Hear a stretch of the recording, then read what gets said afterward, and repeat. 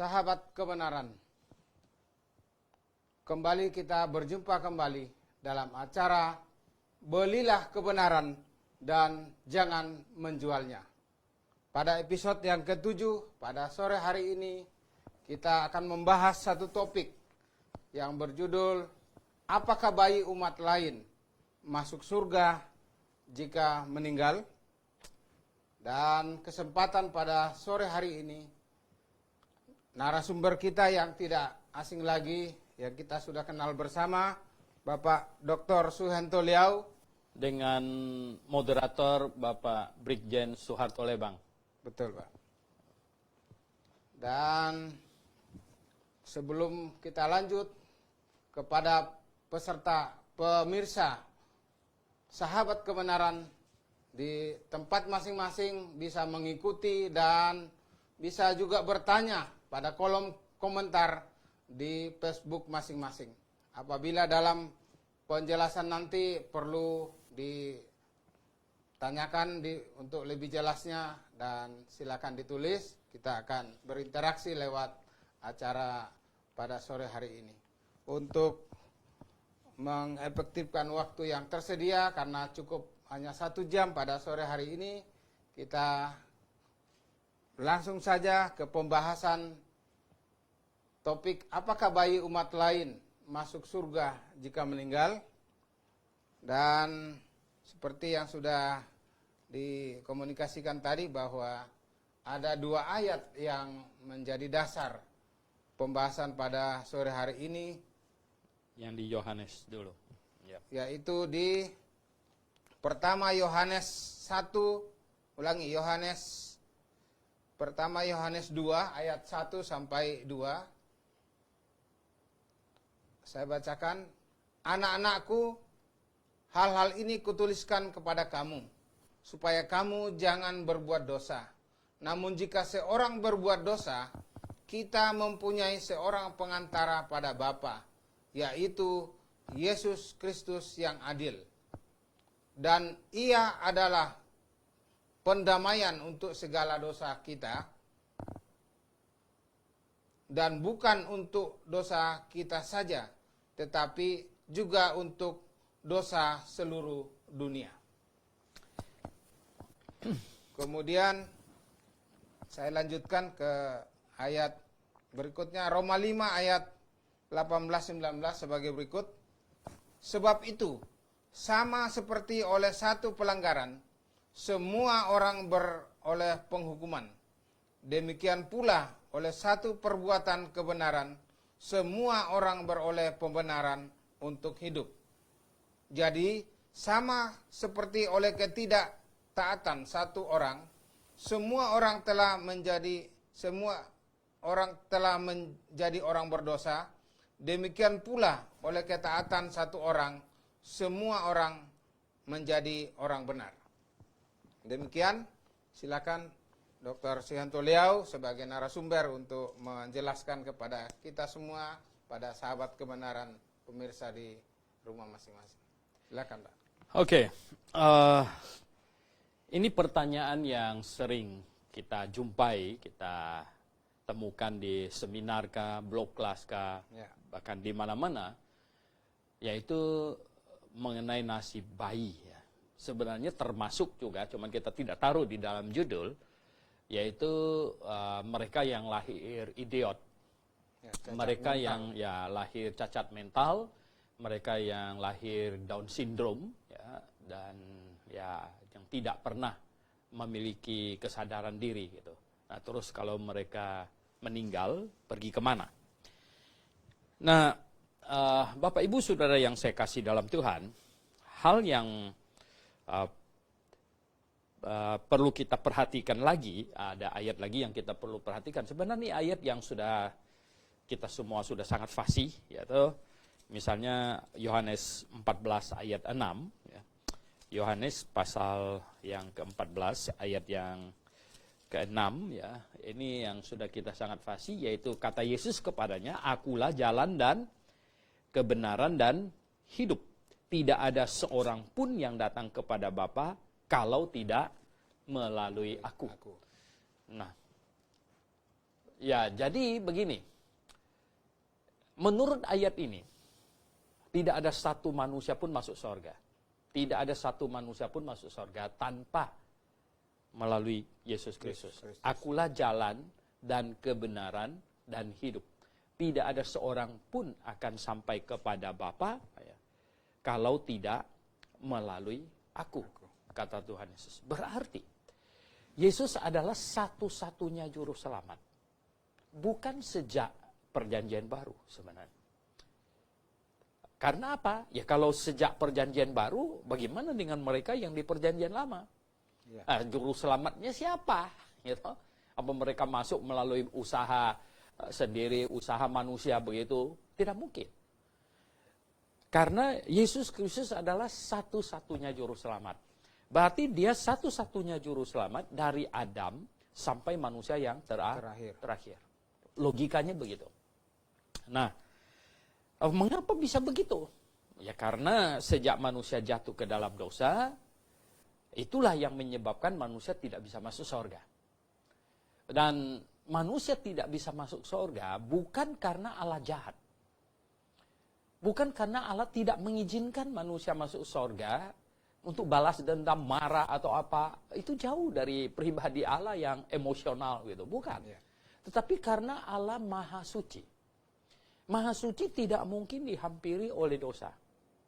Nah, karena Allah yang Maha Suci ini tidak memungkinkan manusia berdosa menghampirinya dan masuk surga, maka ketika langit dan bumi ini hancur, atau ketika manusia tubuhnya ini hancur, dan jiwa dan rohnya pergi kemana? Tidak bisa pergi ke surga.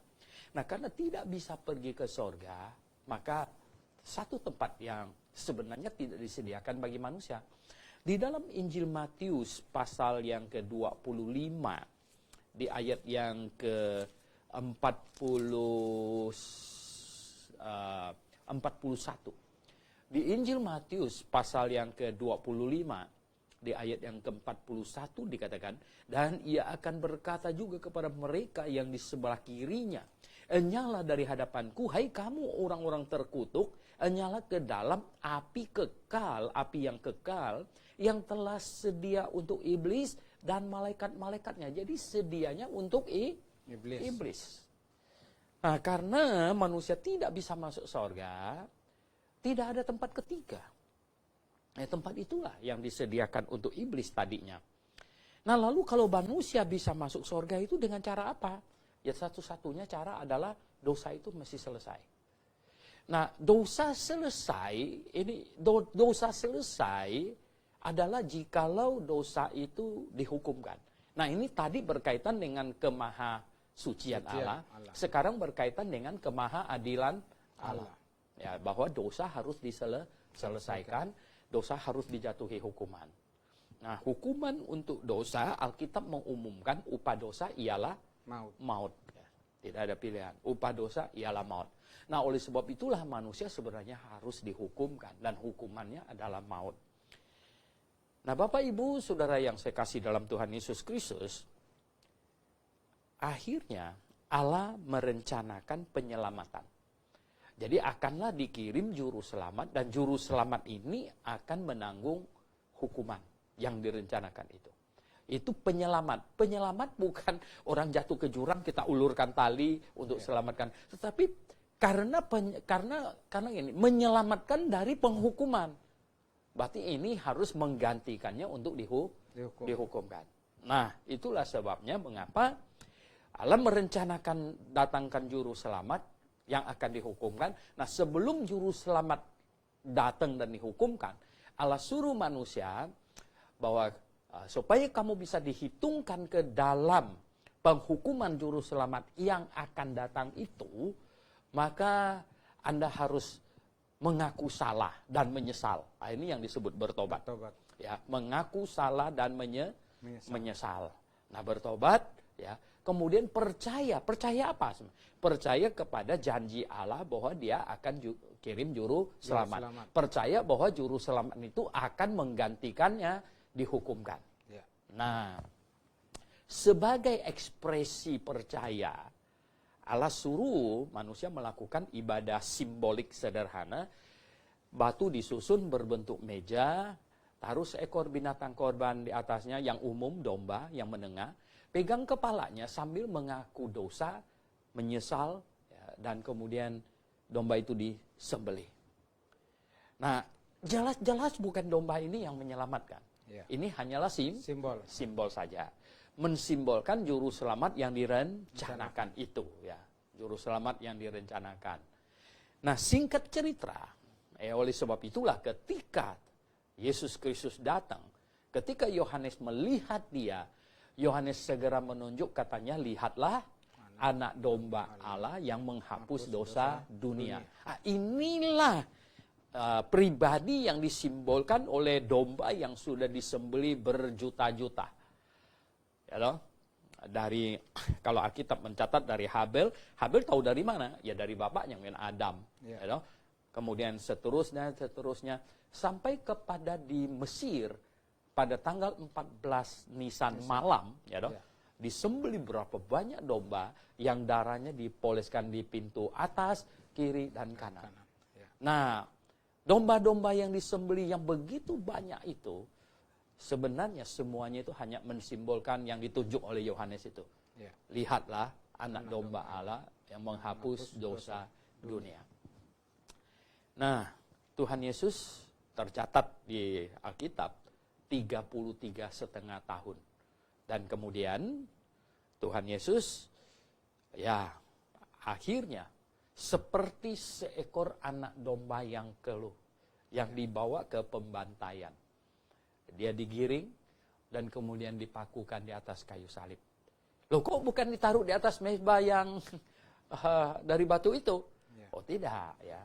Waktu bangsa Yahudi keluar dari Mesir, itu darah domba yang disembelih itu disuruh dipoleskan di pintu atas, kiri, dan kanan. Nah, ini tanda apa? Jelas salib. Ya, kenapa tidak dicucul-cucul di tengahnya saja gitu? Nah, jadi Tuhan Yesus dipakukan di atas kayu salib, menanggung dosa berapa banyak dosa orang yang ditanggung. Nah, yang tadi dibaca itu di jam 1 Yohanes tadi itu, di 1 Yohanes pasal 2 ayat 2 sangat jelas sekali katanya. Sangat jelas sekali. Ayat 2 dia bilang, dan ia adalah pendamaian untuk segala dosa kita, dan bukan untuk dosa kita saja, tetapi juga untuk dosa seluruh dunia. Untuk dosa seluruh dunia. Untuk dosa semua manusia. Dari dosa Adam sampai manusia yang terakhir. Jadi dosa seisi dunia. Lihatlah anak domba Allah yang menghapus dosa dunia. Nah, dosa dunia ditaruh ke atas diri Tuhan Yesus. Oleh sebab itu, di atas kayu salib dia dijatuhi hukuman yang terberat. Tidak ada hukuman yang lebih berat dari itu lagi. Capital punishment. Jadi dihukum mati. Nah, Tuhan Yesus tergantung di atas kayu salib. Ya. Kita tahu bahwa sebelum dia menyerahkan nyawanya, dia berseru dengan sangat nyaring. Katanya apa? Sudah selesai, katanya. Ya. It is finished, katanya. Bahasa Yunaninya bilang, tete lestai. Nah, saudara yang saya kasih dalam Tuhan Yesus, berarti dosa seisi dunia ditaruh ke atas dirinya dan dia dijatuhi hukuman.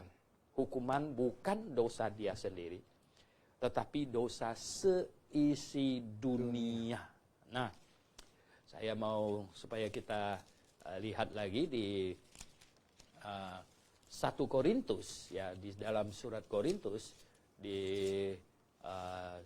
coba kita cek lagi, 2 Korintus pasal 5, 2 Korintus pasal 5 ayat 21, Pak, silakan. 2 Korintus pasal 5 ayat 21, 2 Korintus pasal 5 ayat 21. Ya. 2 Korintus 5 ayat 21. Iya. Dia yang tidak mengenal dosa telah dibuatnya menjadi dosa karena kita. Iya. Supaya dalam dia kita dibenarkan oleh Allah. Dia yang tidak mengenal dosa telah dibuatnya menjadi dosa karena kita. Supaya di dalam dia kita dibenarkan oleh Allah. Sangat jelas sekali. Jadi Tuhan Yesus di atas kayu salib bukan karena dosanya di sini. Ya. Dia tidak mengenal dosa. Tapi dia dibuat ya, menjadi dosa karena kita, supaya di dalam dia kita. Jadi hukuman atas dosa dijatuhkan ke atasnya. Dosa saya, dosa Pak Soeharto, dosa Anda, semua yang di rumah, ya. ditaruh ke atasnya. Cuma dosa seisi dunia. Yang tadi dikatakan bukan dosa kita saja loh, ya. tapi termasuk dosa mereka yang di luar. Ya, bahwa dosa telah dihukumkan. Nah, sebenarnya inilah yang dinamakannya kabar baik. Ya. Ya, Injil itu kabar baik. Kabar baik itu apa?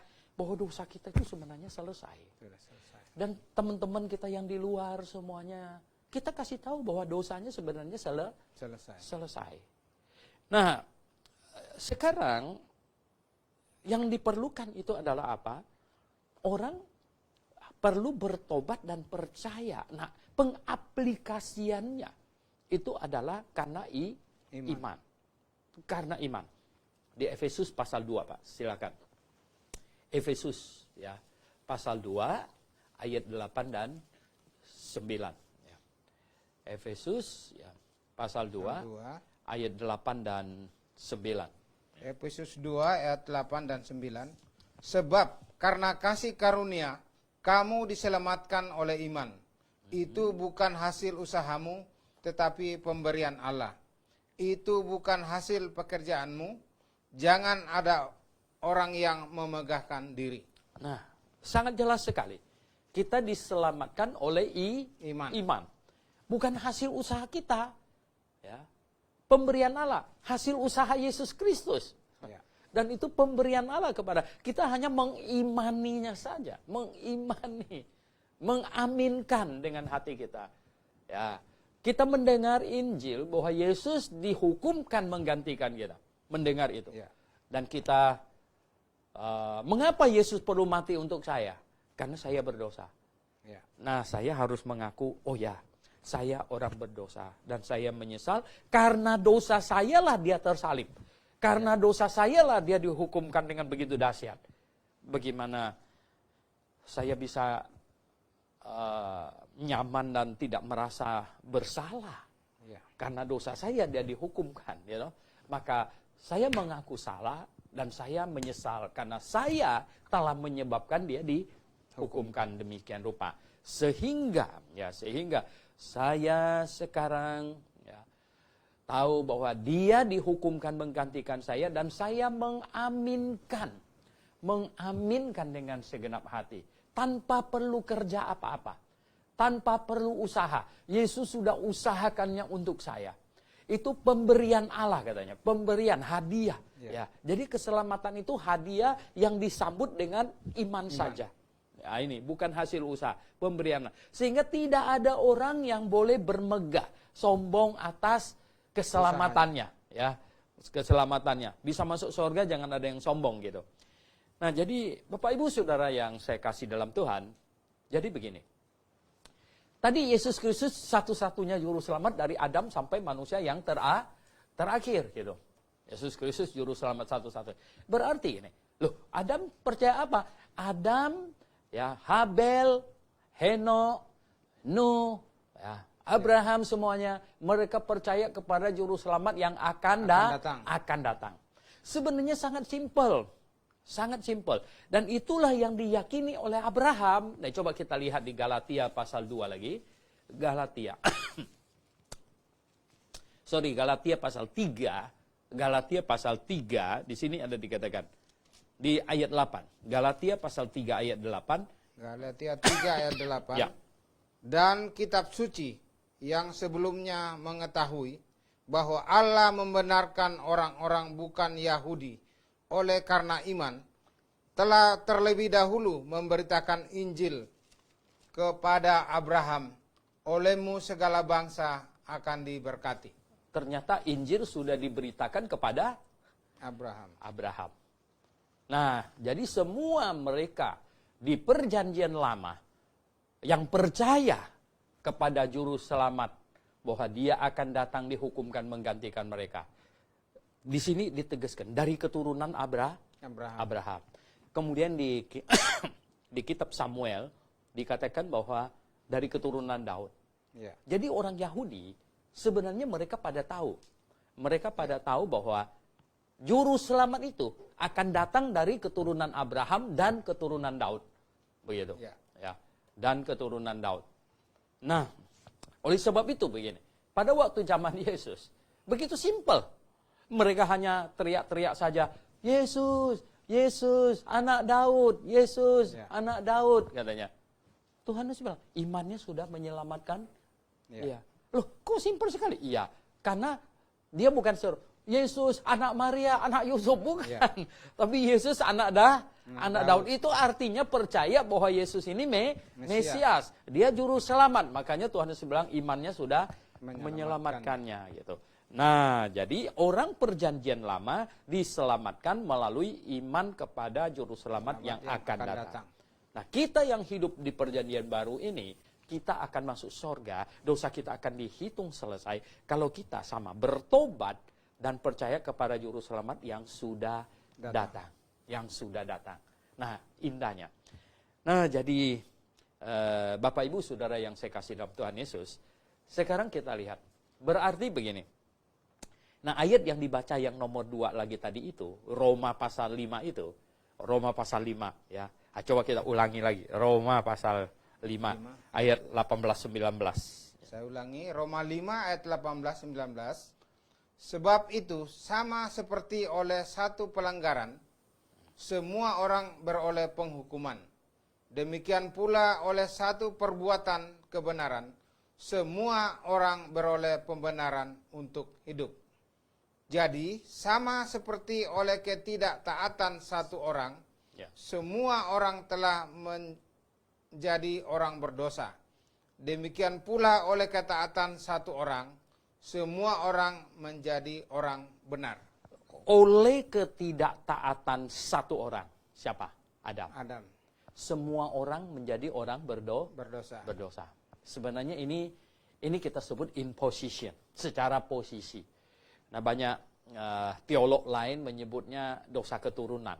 Ya. You know? Sebenarnya ini dosa secara posisi orang berdosa. Kita tidak melihat dosa diturunkan seperti penyakit diabetes atau apa begitu. Jadi in position sebagai orang berdosa. Dan oleh ketaatan satu orang, siapa? Tuhan Yesus.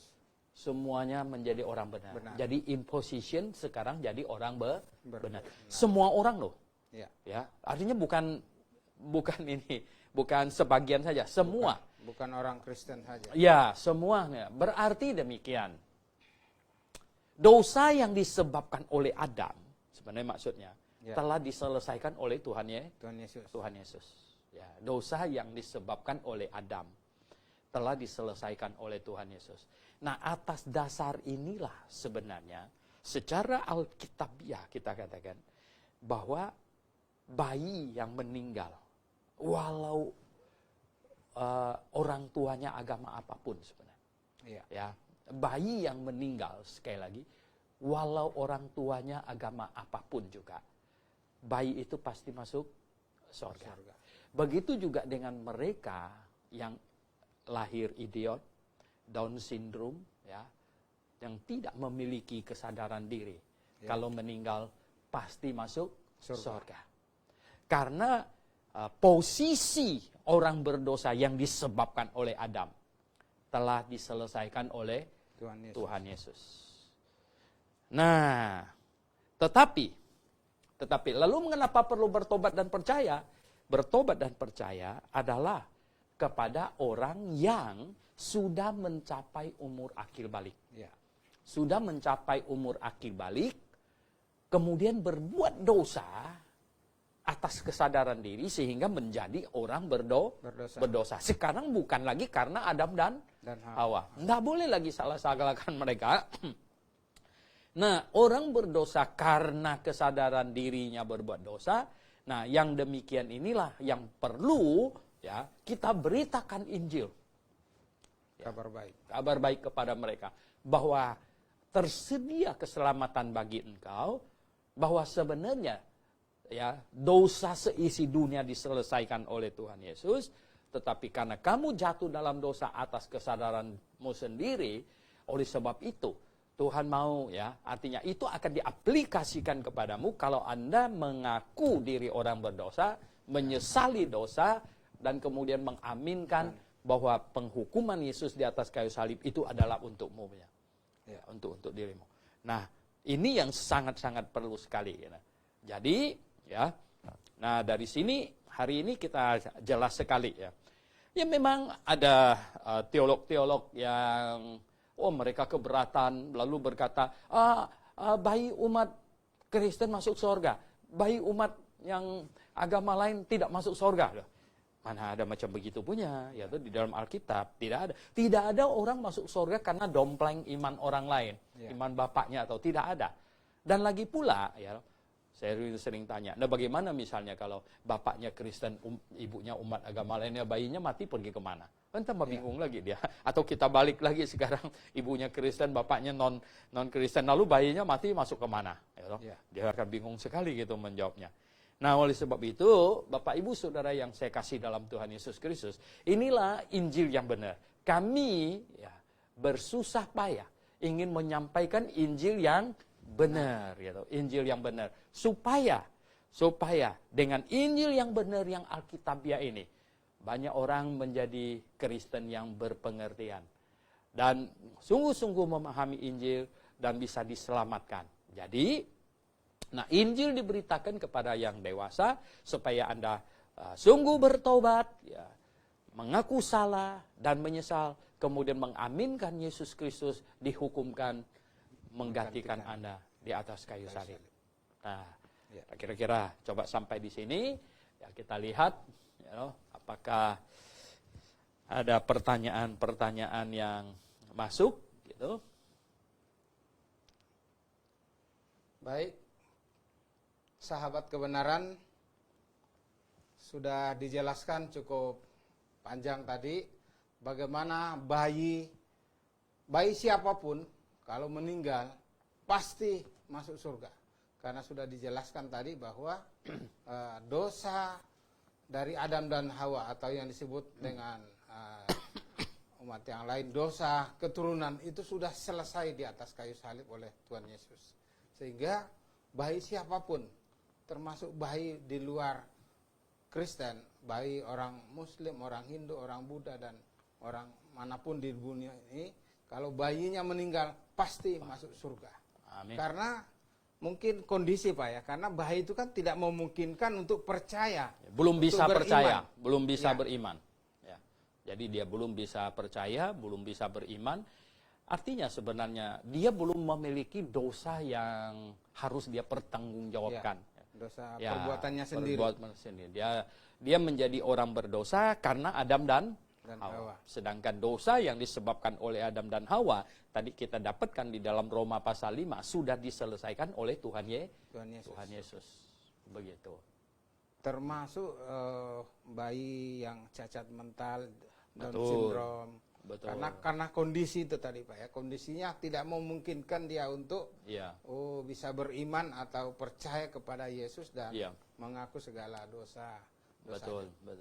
Ya. Baik, pemirsa sahabat kebenaran, kalau mungkin sudah ada yang bertanya, saya mau lihat. Namun mohon maaf, ada kesulitan sedikit, tidak terbaca di sini. Namun demikian sampai saat ini kita bahas saja pertanyaan yang sering timbul dari peserta blok kelas itu, bahkan mohon maaf disebutkan bayinya penjahat pun, atau bayi orang yang memusuhi orang Kristen pun, kalau meninggal itu juga pasti masuk surga. Jadi tidak melihat orang tuanya itu dari mana, kelakuan orang tuanya dari apa, itu tidak. Jadi semua bayi yang meninggal pasti masuk surga. Amin. Mungkin saya bertanya karena ini ada masalah teknis, trouble sedikit, sehingga saya mungkin mewakili. Iklan dulu kan. Atau sambil menunggu kita lihat iklan sejenak. Setelah yang satu ini kita lanjutkan kembali. Silakan.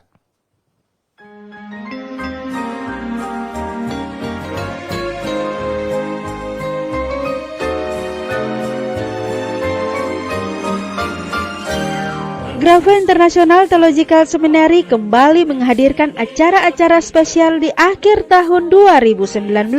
Pada tanggal 9 November, seminar tentang keluarga oleh Dr. Liau.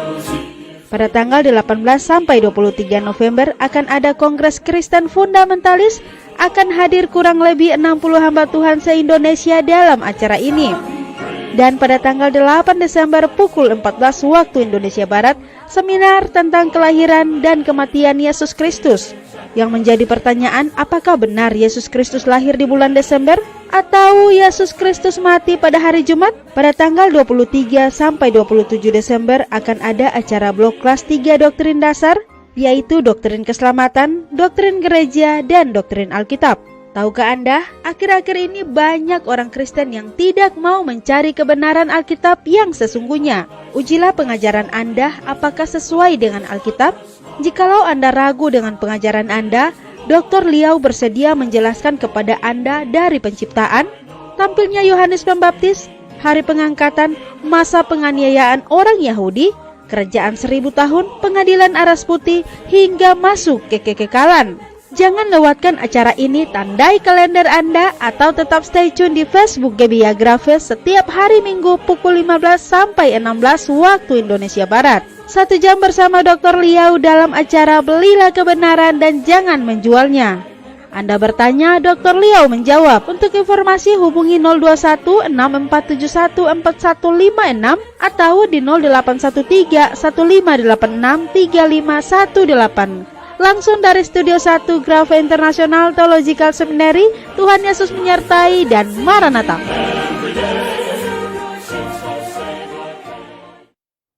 Sahabat kebenaran, kita sudah terhubung kembali.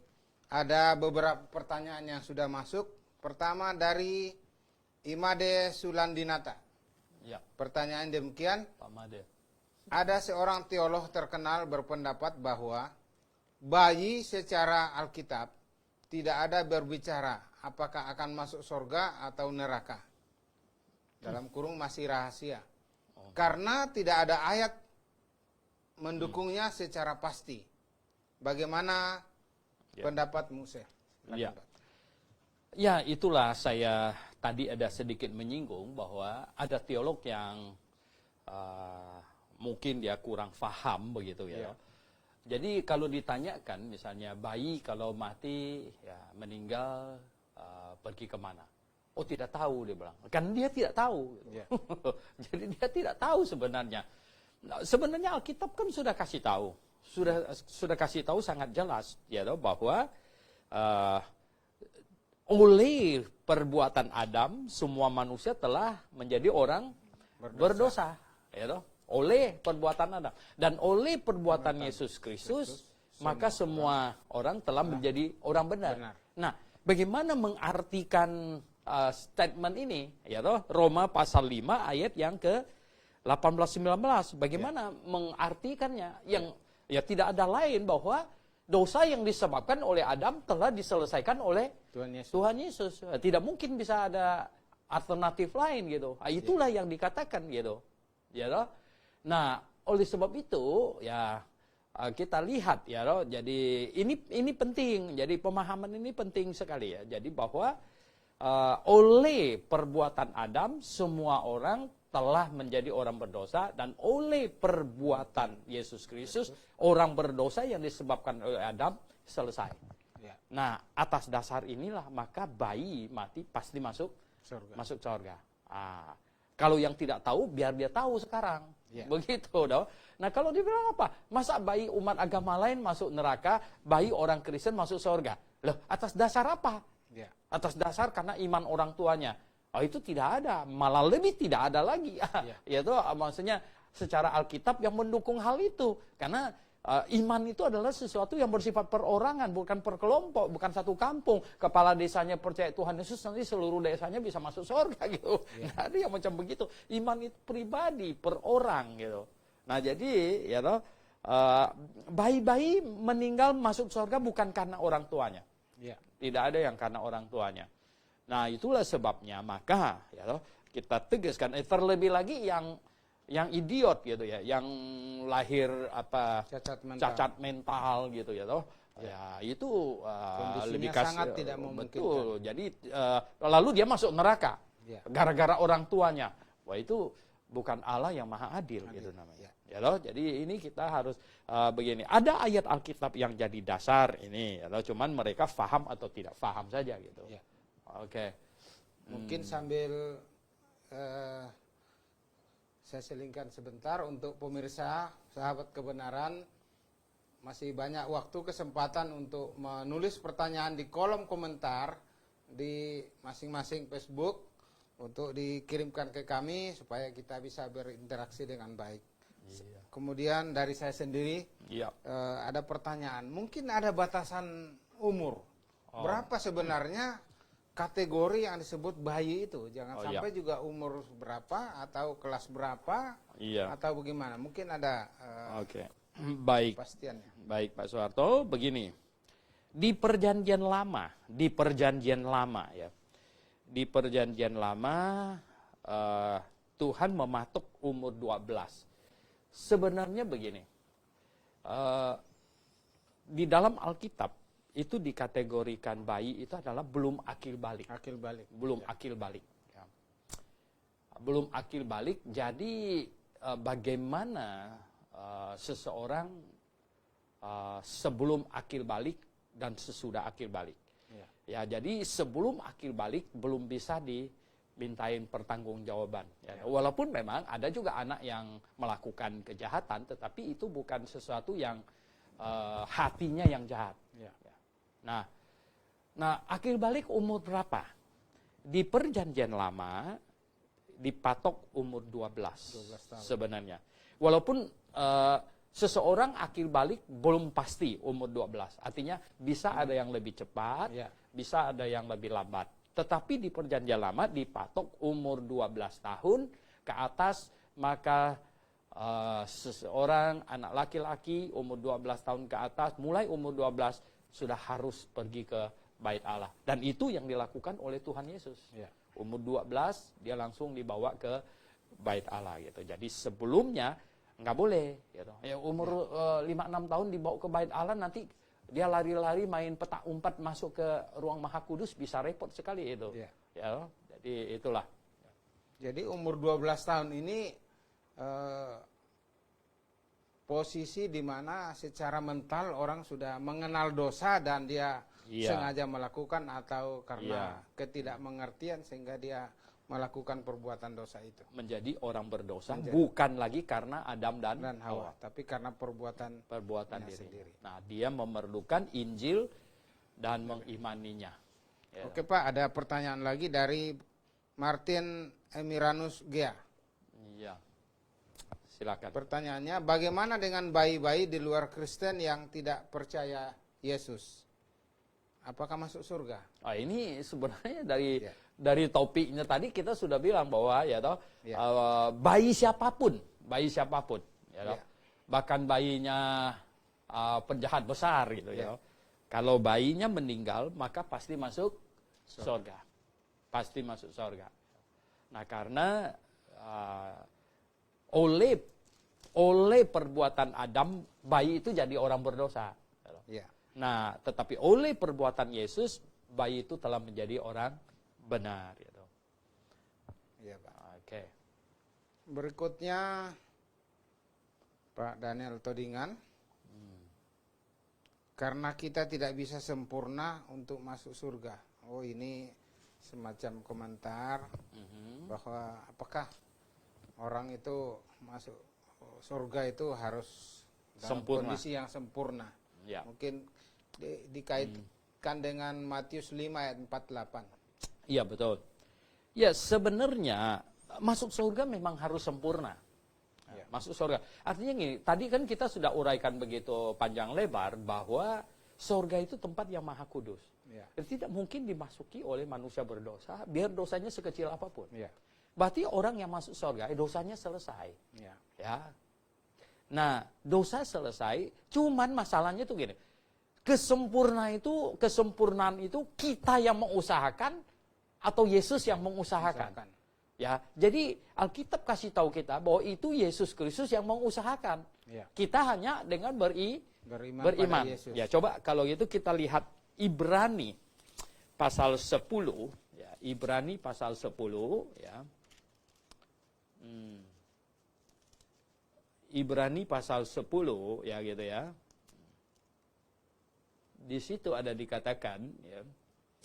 Ibrani pasal 10 di situ dikatakan bahwa ini kita telah dibenarkan oleh korban, ya. Ayat berapa? Ya, ayat ini, ayat 14.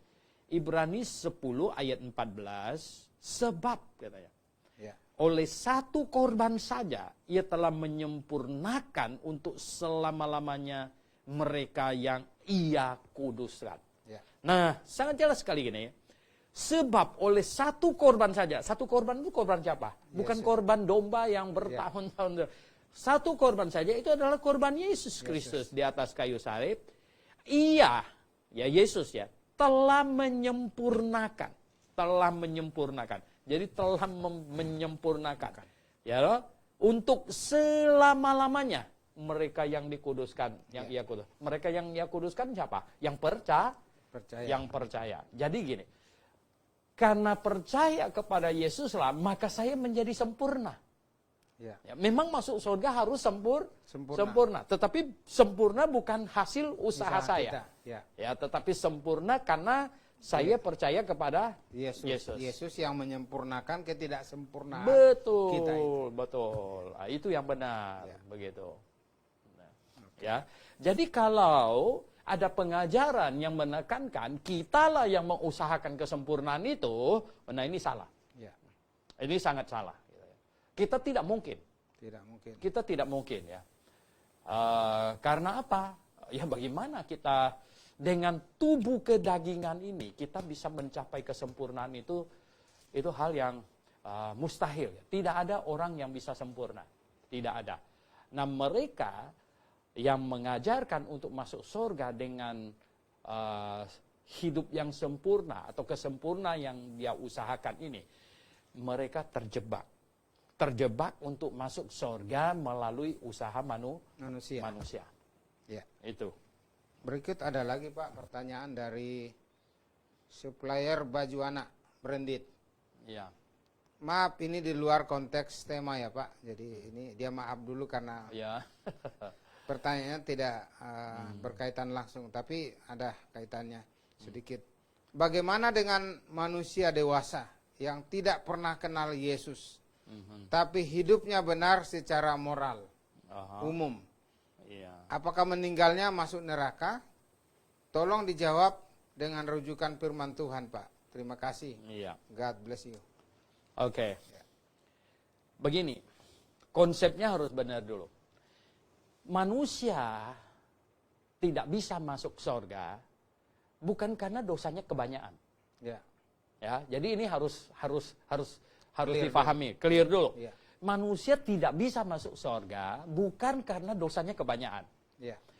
Cukup satu dosa saja manusia sudah menjadi manusia berdosa dan tidak bisa masuk surga. Surga, ya.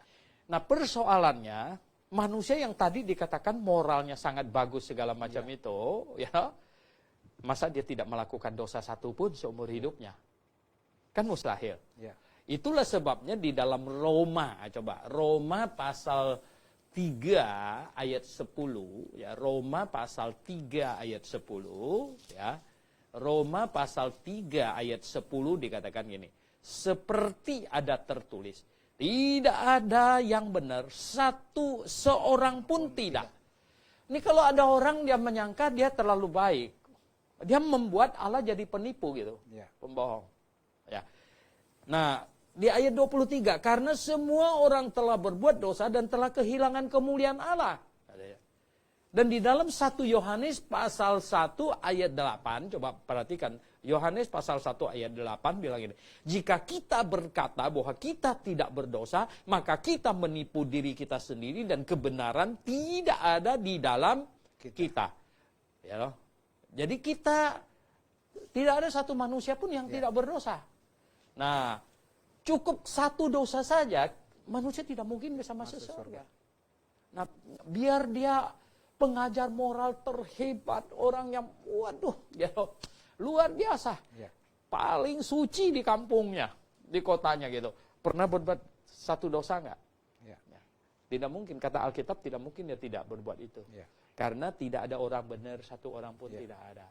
Nah, pikiran tidak benar pun juga sudah dosa kan? Sudah, pikiran kita yang ngawur saja sebentar itu sudah berbuat dosa. Dan tidak mungkin bisa masuk surga.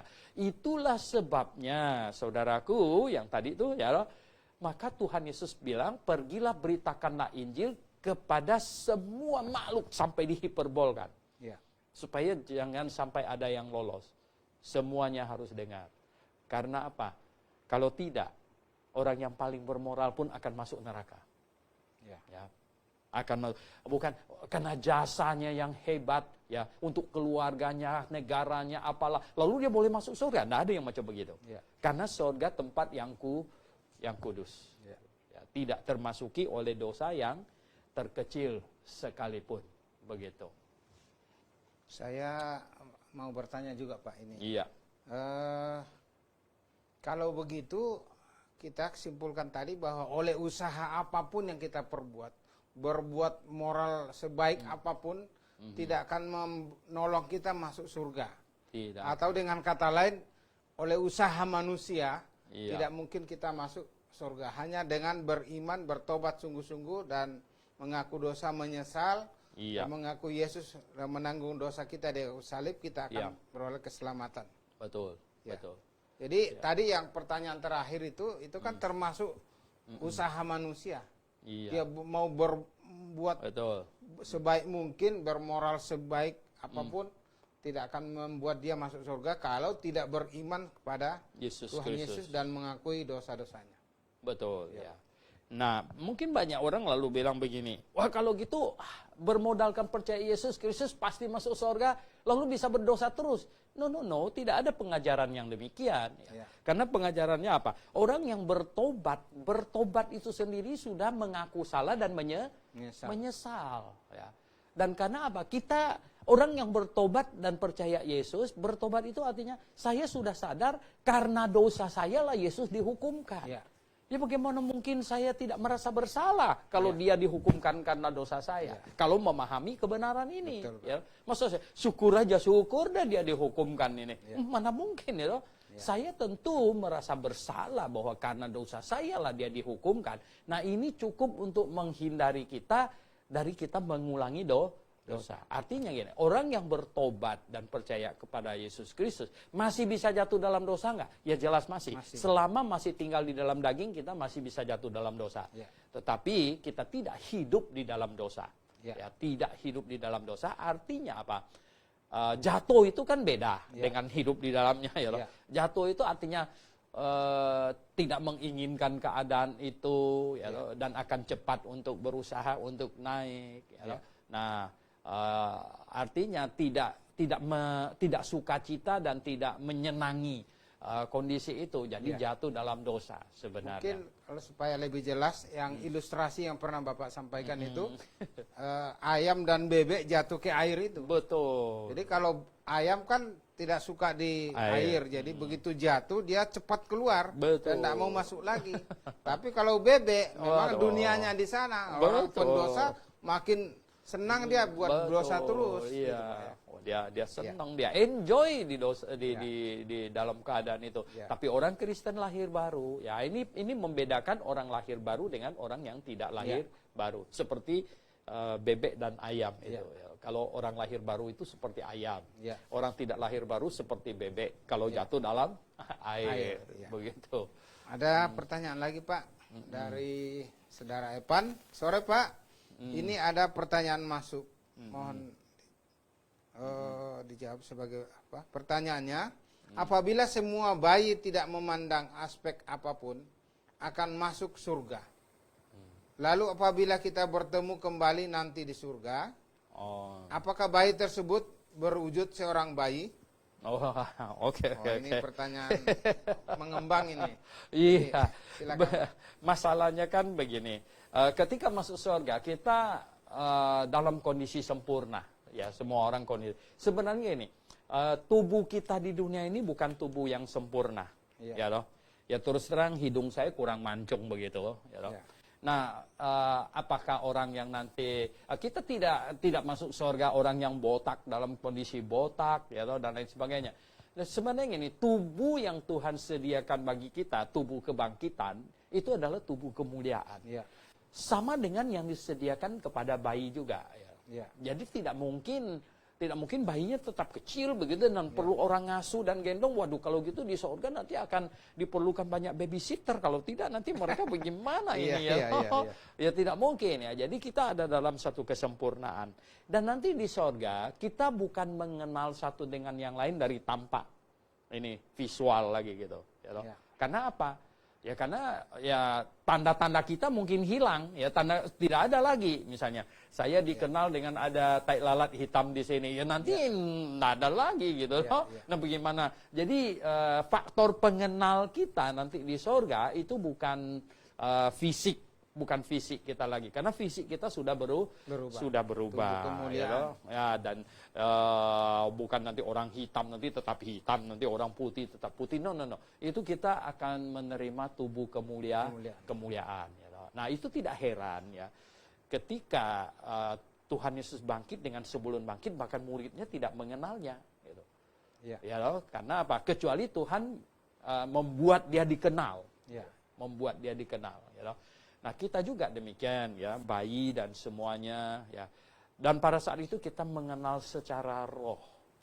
Secara rohani, sehingga kita tahu, tentu masih tahu ya. Dan di surga kita tidak ada ayah, anak, cucu dan lain sebagainya ya toh. Dan cucu saya tidak memanggil saya kakek gitu ya, nanti repot gitu ya toh. Tidak ada lagi kondisi begitu. Kita hidup di dalam kemuliaan sebagai anak-anak Allah. Allah tidak pernah punya cucu.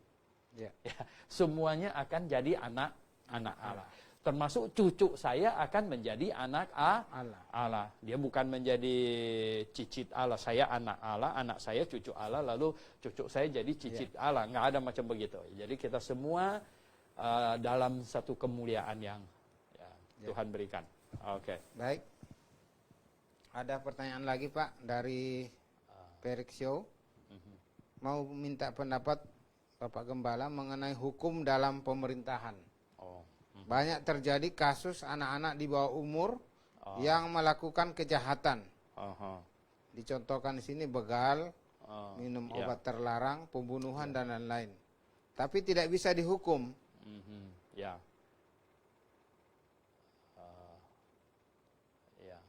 Sebagaimana mestinya orang dewasa oleh pemerintah dunia, karena mereka dilindungi undang-undang. Anak di bawah umur itu tidak dikenakan hukuman. Tiap-tiap negara menghitung anak di bawah umur, di atas umur berbeda. Indonesia 17 tahun. Di Amerika 18. Nah, 1 tahun lebih. Kalau nggak salah ditandai dengan KTP, Pak. Betul ya kita. Nah, begini. Jadi sebenarnya kalau menurut Alkitab 12 tahun. 12 tahun ke atas. Kenapa? Karena sejak puber gitu, dia sudah sadar diri. Kita semua masing-masing kita bisa review kembali pada waktu kita, setelah kita puber, ya, kita mulai menjadi orang dewasa sebenarnya, mulai menjadi orang dewasa, mulai bertanggung jawab kita, ya, mulai mengerti seksual dan lain sebagainya. Kita sudah mulai bertanggung jawab. Nah, cuman, ini negara menghitungnya, ya toh umur delinquency gitu, kenakalan remaja gitu ya. Ini perubahan. Ya, sebenarnya memang betul umur 12-an tahun sampai umur 18 tahun itu, ya 17 tahun itu masa puber katanya, dan masa nakal dan lain sebagainya. Nah, itulah ya. Nah, kita berkata sebenarnya menurut Alkitab itu 12 tahun. Ya. Nah, oleh sebab itulah dan ya, ini yang bagus sekali Pak Felix tanya pertanyaan ini. Banyak orang percaya Tuhan diselamatkan di umur yang itu, antara 12 sampai 18 tahun. Justru banyak orang bertobat di umur itu. Ya. Banyak orang diselamatkan di umur itu. Kenapa? Ya karena di umur itu dia merasa ada sebuah gejolak berdosa yang ini ya, pikirannya kacau dan segala macamnya. Sehingga ketika mendengar firman Tuhan bahwa manusia berdosa, nggak usah cari jauh-jauh, dirinya sendiri aja sendiri sudah tahu memang manusia berdosa. Jadi nggak usah terlalu repot untuk meyakinkan dia bahwa manusia berdosa begitu. Nah, oleh sebab itu ya, gampang bertobat di usia segitu biasanya. Ya. Sahabat kebenaran yang kami kasih dalam Tuhan Yesus, masih ada waktu sekitar 5 menit. Kalau masih ada pertanyaan silakan disampaikan, biar kita selesaikan sampai waktu yang disediakan selesai pada pukul 16.00.